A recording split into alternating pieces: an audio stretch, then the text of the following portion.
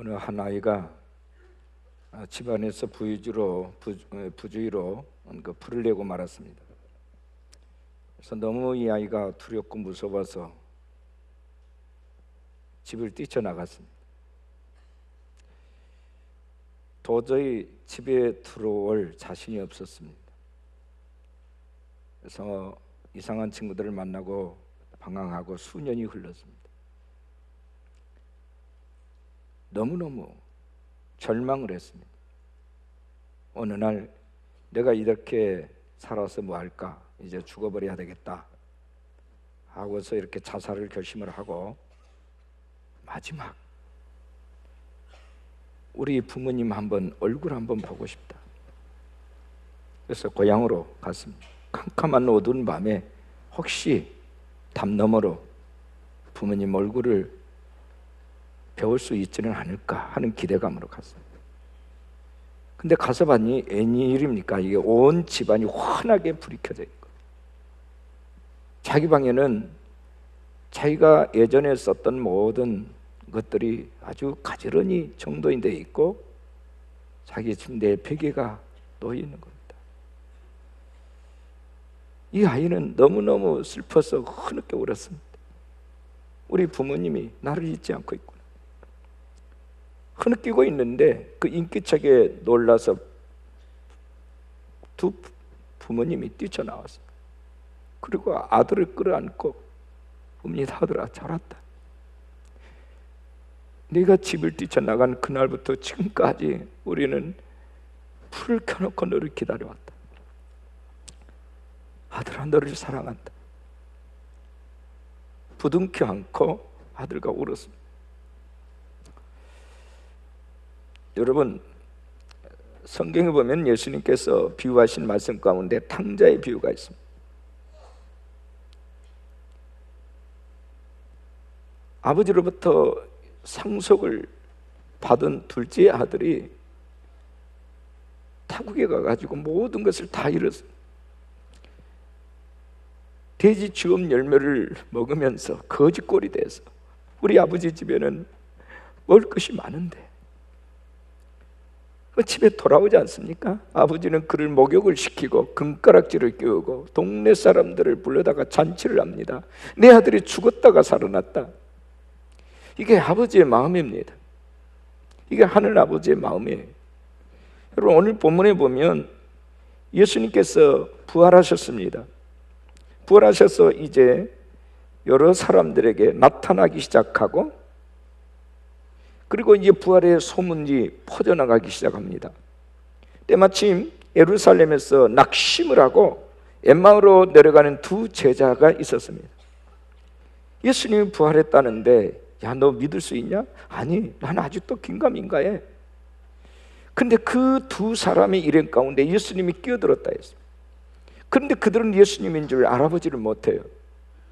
부활에 대해서 성경을 예수님이 다 풀어주기 시작합니다. 그들의 마음이 뜨거워졌어요. 그리고 이제 야, 예수님이시구나 하고 돌아보니 이 예수님이 없으신 거예요. 여러분, 오늘 말씀이 이 말씀입니다. 여러분, 엠마오로 내려갔다. 이 엠마오로 가는 것은 알지 못하는 길이라는 뜻을 가진 지명입니다. 불확실한 길. 부활하신 주님을 알지 못하고 깨닫지 못하고 지금도 많은 사람들이 엠마오의 길로 내려가고 있다 하는 것입니다. 방황하고 불안하고 절망을 하는 이 두 제자들이 그렇게 불확실한 엠마오의 길을 걸어가고 있을 때에 예수님은 그들 가운데 계셨는데도 그들은 예수님을 알아보지를 못했어요. 여러분, 본문 31절 32절 말씀을 보세요. 그들의 눈이 밝아져 그인 줄 알아보더니 예수는 그들에게 보이지 아니하신지라.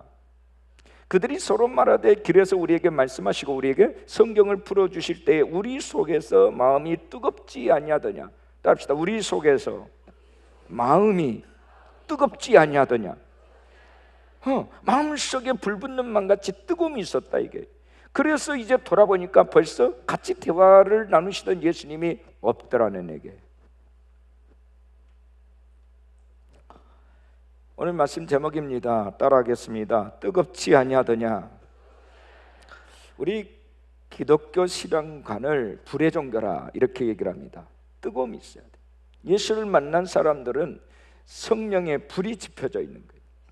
그래서 사랑의 뜨거움이 있고 섬김의 뜨거움이 있고 희생의 뜨거움이 있는 거예요. 그래서 그 마음의 뜨거운 예수 그리스도의 사랑을 모든 사람들에게 흘려보내는 마음이 회복이 되는 거예요. 이게 믿음이고 이것이 부활신앙인 것입니다. 오늘 말씀을 통해서 우리는 세 가지를 깨달아야 됩니다. 하나는 부활신앙의 힘이 정말 우리에게 있는가 하는 거예요. 부활신앙의 힘. 크리스천 투데이지에 실린 기사 내용인데요, 하버드의 의대 정신과 교수인 로버트 콜리스라는 박사가 연구한 내용입니다.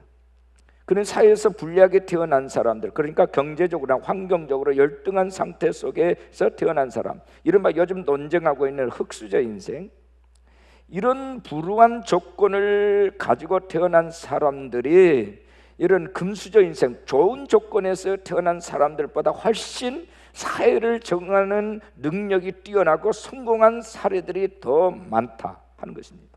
콜리스 교수에 의하면 다른 사람들보다 내적인 힘이 그들에게는 강한 것을 알게 됐다. 그래서 그들을 인터뷰를 해가지고 조사를 했는데 그 내적 힘의 강한 원천이 뭔가, 주로 예수 믿는 사람들이 있었고, 또 예수 믿는 사람들 중에서도 그냥 흐지부지한 믿음이 아니라 부활신앙을 확실히 고백하고 가지고 있는 사람들에게 그런 능력이 뛰어났다.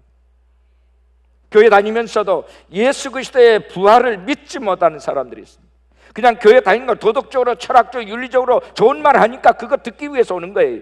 그러나 예수님이 나를 위해서 죽으셨고 나를 위해서 다시 사셨다, 예수님은 나의 생명의 주인이시다, 이 믿음과 고백을 가지고 있는 사람들이 많지 않다는 겁니다. 그러니까 다시 세상으로 빠지고 세상의 물결 쫓아서 있는 믿음조차도 없어져 버리는 이들이 많습니다. 부활신앙, 실망과 낙심과 불안과 공포, 근심과 걱정, 죽음의 인생길을 걷고 있다면 부활의 주님을 만나시기를 바랍니다. 일반적으로 성관 사람들은 세 가지 좌우명이 있다고 합니다. 첫째는 절대 낙심하지 않는다. 둘째는 반드시 끝까지 해낸다. 셋째는 결코 희망을 포기하지 않는다. 세 가지입니다.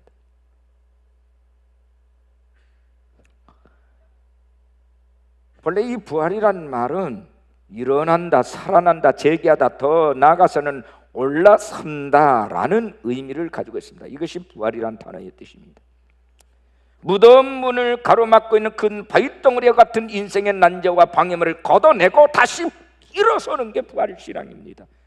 우리는 살아계신 예수님을 믿는 자들입니다. 부활의 능력을 믿는 사람들이란 말입니다. 그래서 다시 일어날 수 있고 다시 피어날 수 있고 다시 올라설 수 있는 능력을 이미 하나님께서 우리에게 주셨습니다. 신앙이라고 하는 것은 예수를 만나는 것이며, 십자가의 주님을 만나서 죄와 함께 내가 죽고 부활의 주님과 함께 내가 다시 사는 것이 신앙인 것입니다. 그래서 예수님은 나의 길입니다. 방황하는 인생들이 예수를 만나면 길이 보입니다. 예수님 나의 생명이십니다. 죽을 맛 나는 인생이 살만 나는 인생으로 바뀌는 것입니다. 예수님은 희망이십니다. 주님을 만나면 절망이 변하여 희망으로 바뀌어집니다. 이게 부활신앙입니다. 이 부활신앙이 분명하기를 주의 이름으로 축복합니다. 부활신앙이 있습니다. 세상의 거친 파도와 어떤 것에도 굴하지 아니한, 그것을 뚫고 나갈 수 있는 불이 우리에게 있어야 돼. 생명의 불꽃이 있어야 돼. 그게 부활신앙이에요. 세상의 바람에 눌리고 그것 때문에 절망을 하고 그것 때문에 주저앉고 그것 때문에 두려워서 떠는 자, 죽음을 생각하는 사람, 죽지 못해서 마지못해 사는 사람은 부활신앙이 없는 사람들이에요. 부활하신 주님을 만나면 그렇지 않아요. 내 안에 희망의 불꽃이 보이기 시작해요. 도전할 수 있는 힘과 용기가 생기는 거예요. 그게 당연한 거예요. 왜? 주님은 죽음을 이기시고 다시 사신 분이시기 때문입니다. 그리고 우리와 함께 하시면서 부활의 힘을 불어넣고 계신 분이시고 생명의 힘을 불어넣고 계신 분이시기 때문에 그래요. 이거는 이론이 아닙니다. 본능적으로 주님께서 주시는 힘인 거예요. 이것이 저와 여러분에게 있으시기를 축복합니다. 본능적인 거예요. 생각으로 데려지는 게 아니고 실제로 그 힘이 우리에게 부어진단 말입니다. 두 번째 교훈은 성경을 풀어주실 때라는 말이 있어요. 성경을 풀어줄 때. 본문 32절 주목하세요. 그들이 서로 말하되 길에서 우리에게 말씀하시고 우리에게 성경을 풀어주실 때에 우리 속에서 마음이 뜨겁지 아니하더냐. 성경을 풀어주실 때. 미국 보스턴의 한 정신병원에 불쌍한 애니라고 하는 이름의 소녀가 수용이 되어 있었어요. 이 소녀는 얼마나 공격적이든지 성격이 난폭해서 도저히 어떤 사람도 접근할 수가 없어요. 정서가 불안 그 자체. 이 소녀에게 사랑을 베푼 사람은 아무도 없었어요. 부모 연락도 안 돼. 완전히 단절된 채 그렇게 확하게 사람들을 막 핥히고 해치고 막 물건을 부서뜨리면서 그렇게 살아요. 근데 이 병원에 나이 많은 한 간호사가 있었습니다. 이 간호사는 매일 이 애니에게 성경을 들고 찾아가서 막 머리를 쥐어뜯고 막 난폭하게는 그 소녀 앞에서 성경을 읽어줍니다. 성경을 읽어주고 이렇게 말합니다. 하나님은 너를 사랑하신다. 나도 너를 사랑해. 이걸 6개월 동안은 계속해서 반복해서 합니다. 그러니까 이 아이가 조금씩 얼굴이 누그러뜨리기 시작해요. 어두운 모습이 이제 밝아지기 시작해요. 그리고 자기 속에 있는 얘기를 이제 하기 시작하는 거예요. 그래서 아이가 정상적인 몸으로 돌아왔어요. 어느 날 이 소녀가 신문 기사를 읽게 됩니다. 그리고 일생일 때 중요한 결단을 해요. 그 광고 내용이 이거예요. 보지도 못하고 듣지도 못하고 말하지도 못하는 삼중고를 겪고 있는 헬런 켈러라고 하는 어린아이를 돌볼 사람을 찾습니다. 주님의 은혜로 회복된 이 소녀가 그래, 보지도 못하고 듣지도 못하고 말하지도 못한 이 아이를 내가 사랑해 줘야 되겠다. 나도 예수의 사랑을 받은 자인데 내가 이 아이를 섬겨야 되겠다. 그래서 그 가정에 보물로 들어가요. 그래서 그 유명한 그 존경받는 헬런 켈러가 바로 이 사람을 통해서 모든 사람들에게 알려지고 모든 사람이 존경받는 인물로 나타난 거예요. 그 애니가 바로 앤 설리반이라고 하는 여사입니다. 평생을 그 한 아이에게 헌신을 쏟아요. 하나님의 사랑을 쏟아요. 그의 눈이 되어주고 그의 손이 되어주고 그의 입이 되어주고 그의 귀가 되어주고 마음의 감동을 받고 뜨거워진 사람은 다른 사람의 마음을 뜨겁게 감동시킬 수가 있어요. 내 마음이 식어져 있고 썰렁한 사람들은 다른 사람들에게 그 식은 마음을 전달할 수밖에 없는 겁니다. 사람들이 알아요.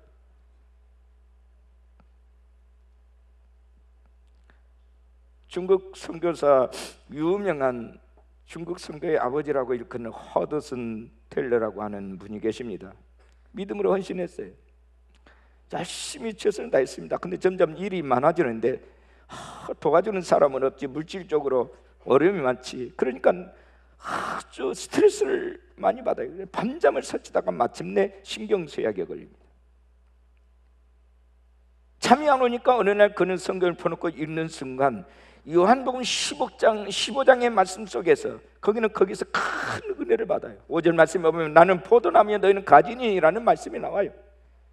그 순간 그에게 태양빛이 비치는 것처럼 그 마음에 환하게 밝아오는 빛이 있었다는 거예요. 그는 거기에서 일어나서 소리를 지릅니다. 주님은 포도나무이십니다. 나는 그 가지입니다. 내가 걱정할 것이 무엇이란 말입니까? 주님께서 수분과 양분을 공급해 주신 나무이므로 가진 나는 그것을 받아들이기만 하면 되는데 가진 내가 수분과 양분을 공급하려고 애쓰고 있다니 이런 어리석은 자가 어디 있겠습니까? 주님, 이 시간부터 이제부터는 내가 모든 염려와 근심을 주님께 맡기게 사오니 책임져 주십시오. 그때부터 그 인생의 반전이 하나님께 엎드리면서 내가 모든 것을 해결하려고 했던 것들을 회개하면서 돌파를 했어요. 그리고 이제는 주님이 나와 함께 하신 것을 확실히 믿었어요. 그 이후부터 그의 사역이 달라지기 시작해서 기도하는 것마다 응답받고 성공적인 선교를 할 수 있었다는 거예요. 여러분 기억하십시오. 여러분이 하는 게 아니에요. 주님이 하십니다. 주님이 하십니다. 저와 여러분 안에 있는 주의 영이 하시는 것입니다. 여러분 주의 은혜 아래 여러분 자신 모든 것을 맡기고 자유하시기를 바랍니다. 내가 하려고 하면 모든 것이 스트레스예요. 절망이에요. 왜? 우리 인간은 아무것도 할 수 없거든요. 능력이 없거든요. 한계가 있거든요. 똑똑하다 해도 그거 별것 아닙니다. 사람이 지식으로 성공하는 게 아니에요. 의지로 성공하는 게 아닙니다. 집안 좋아서 성공하는 게 아니에요. 나중에 보세요. 다 공평하게 돼요.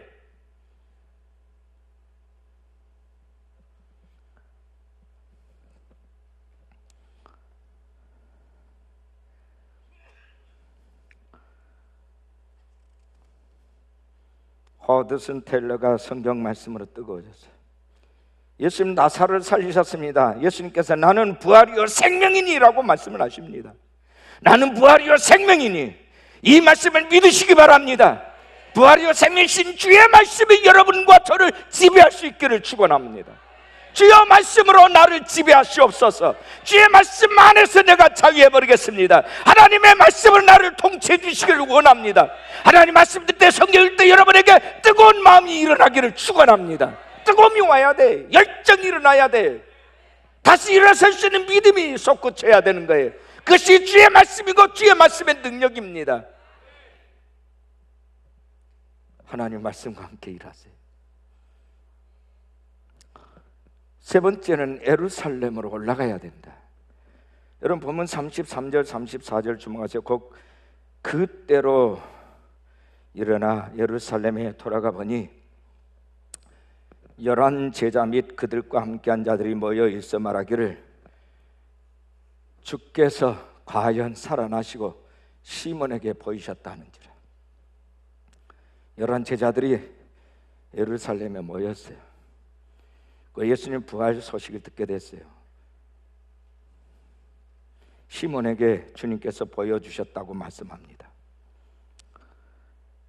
실망과 낭패와 절망길에서 예루살렘에 돌아왔어요. 예루살렘에 올라왔어요. 예루살렘에 올라왔단 말은 잃어버렸던 신앙이 다시 처음 첫사랑의 자리로 오니 챘다는 얘기예요. 정말 하나님을 만나고 예수님에 대한 감동과 감격이 살아있었던 그곳에, 하나님이 있는 그곳에, 임재가 있는 그 성전에 올라왔다는 얘기예요.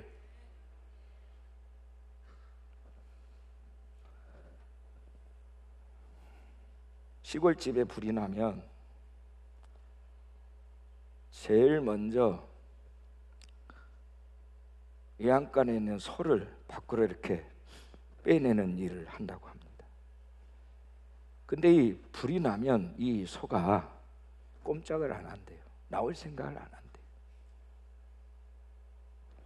근데 이 소를 외양간에서 불을 뚫고 나오게 하는 방법은 딱 하나밖에 없답니다.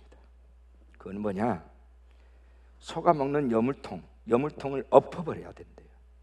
그러면 이놈이 이제는 나는 더 이상 여기서는 먹을 게 없구나, 먹을 수가 없구나 하고서 거기서 포기하고 나온다는 거예요. 여러분 기억하셔야 돼요. 이곳에 소망이 없구나 하는 그 마음이 드는 순간 그곳에서 나오게 됩니다. 우리 하나님께서는 저와 여러분을 좌절시킵니다. 우리의 염통을 깨부숴버려요. 엎어버린단 말이에요. 왜요? 내가 빠져있는 그것을 엎으셔야 이곳엔 소망이 없구나, 내가 하나님만큼이나 아니면 그 이상은 아니다 할지라도 버금갈 만한, 정말 내가 의지하고 있는 것이 물질이든지 건강이든지 출세든지 명예든지 어떤 것이든 관계없어요. 내가 그것이 꽂혀 있으면 하나님을 엎어버린다는 얘기예요. 왜요? 우리의 주인 되시기 위해서, 우리를 소유하시기 위해서입니다. 우리를 살리기 위해서예요. 불이 났어요. 재앙이 일어났단 말입니다. 그렇게 살면 우리의 영혼이 망해요. 우리가 하나님을 떠나게 된단 말이에요. 그것에 꽂혀서 아버지의 얼굴을 가리우고 아버지가 싫어하는 일을 할 거라고요. 그래서 하나님 우리의 염통을 깨세요. 그것이 고난이고 시련이에요. 아픔이에요. 모르시겠어요?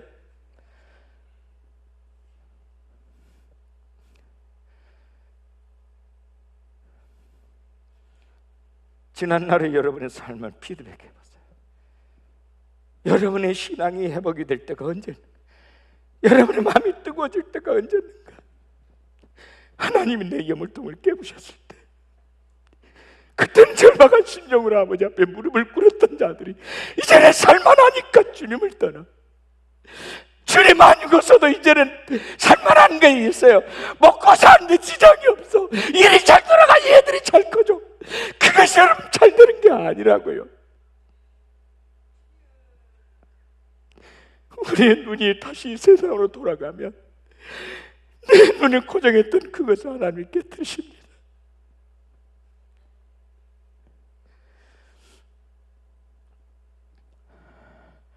내 팔자고치기에서 어떤 사람을 만났다고요? 그 사람이 예수님을 대신할 수 있다고요? 어림도 없어요.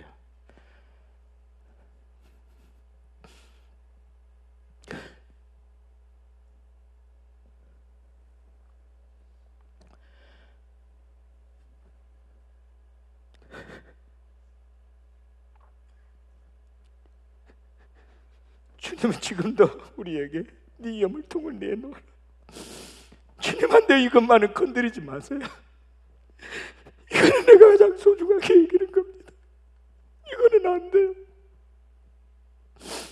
근데 주님은 그걸 깨뜨립니다. 제 인생은 하나님이 태클을 걸고 들어섰어요. 내가 주님께 영광 돌리며 살겠다니까요. 내가 장로가 되고 내가 돈을 많이 벌어서 성전을 많이 짓겠습니다. 근데 주님은 내 염을통을 깼어요. 나의 꿈을 깨뜨리셨습니다. 사망의 음침한 골짜기로 던지셨어요.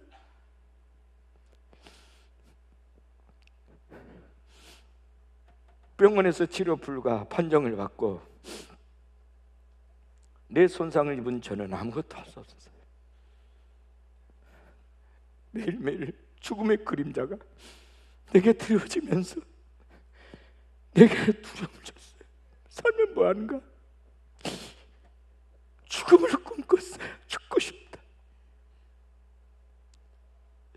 자살하려고 하는데 우리 누나가 말렸어요. 사람들이 싫었습니다. 대인기피증이 있었어요. 염을통을 깬 주님이 싫었어요. 그런데 생사의 기로에 가니까 자동적으로 무릎을 꿇게 되더라고요.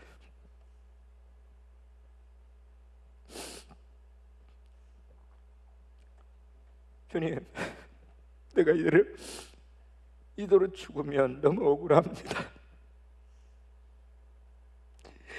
나를 좀 불쌍히 여겨주세요. 진심 어린 기도가 거기서 나왔어. 주님은 저를 만나주셨어. 저를 고쳐주셨어요. 부활의 영이 저와 함께 하셨어요.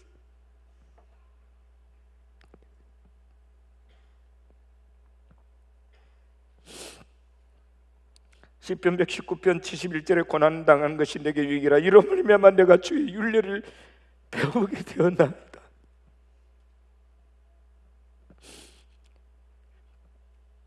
고난당한 것이 내게 유익이라. 이로 말미암아 내가 주의 율례를 배우게 되었나이다.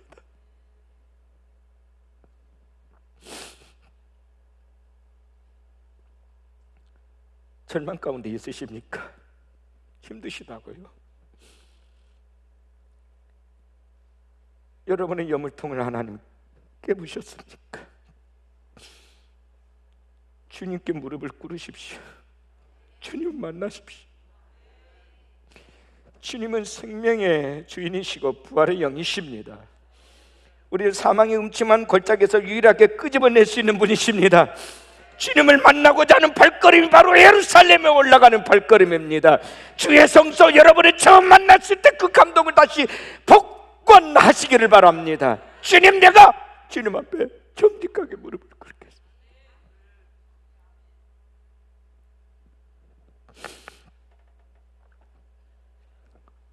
이제 그 방황은 끝내세요. 방황을 끝내시기 바랍니다.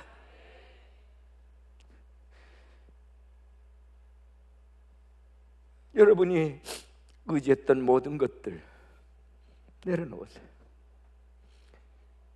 우리의 생명의 주님 되신 주님께 올려놓으십시오. 주의 손 잡으십시오. 주님과 동행하셔야 돼요. 부활의 영이 생명의 영이신 주님께서 여러분의 일생을 책임져 주실 줄로 믿습니다. 이것이 부활신앙이에요.